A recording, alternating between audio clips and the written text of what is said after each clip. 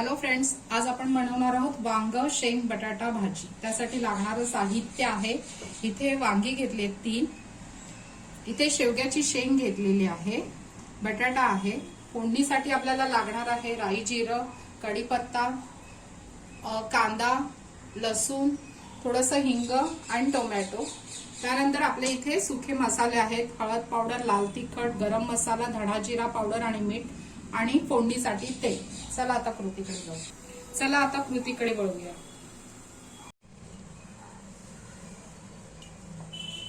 तेल घेतलेलं आहे,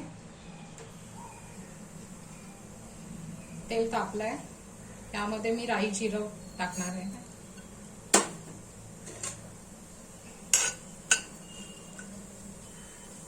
राई जिरे तडतडलंय तर त्यामध्ये मी आता कढीपत्ता आणि आपला कांदा लाल होईपर्यंत परतायचा आहे।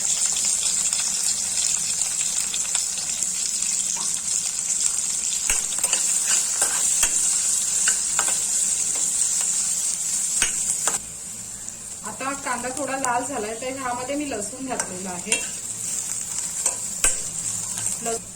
कांदा लसूण परतलेला आहे। आता थोडंसं हिंग घालून थोडं परतून त्यामध्ये आपले सुके सगळे मसाले घालूया। हळद पावडर, धणा जिरा पावडर, गरम मसाला आणि लाल तिखट।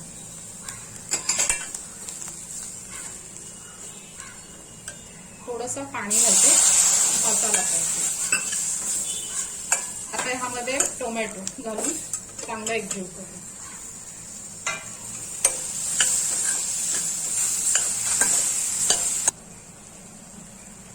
आता ह्यामध्ये मी वांग, शेंग आणि बटाटा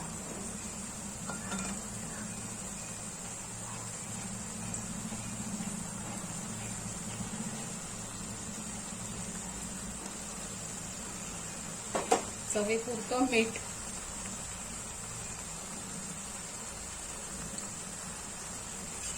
चांगलं परतून घेऊया।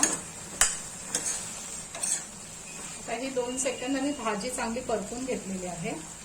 थोडंसं हलकंसं पाणी टाकूया आपण कढईमध्ये आणि ही भाजी आपण मंद आचेवरती, मी आता ह्याच्यावरती ताटावरती पाणी ठेवून मंद आचेवरती शिजवून घेऊया।